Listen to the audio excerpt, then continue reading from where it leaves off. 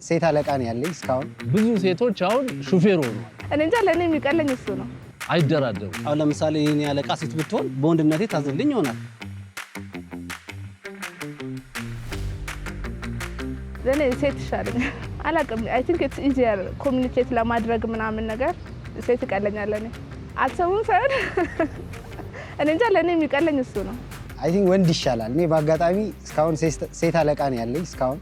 ለምን ያው ወንዶች ያው ሙዳችን ስለምንግባባ ከስራ በጊዜ መውጣት ምናምን ብትፈልግ የት እንደምትሄድ ሊገምት ይችላል። ሴቶች ግን አያውቁም እና ለዛ ጥሩ ይመስለኛል ሴት ወንድ ይሻለኛል። የወንድ ጓደኝነትም እስካሁን ድረስ ያለኝም የወንድ ስለሆነ ማለት ነው።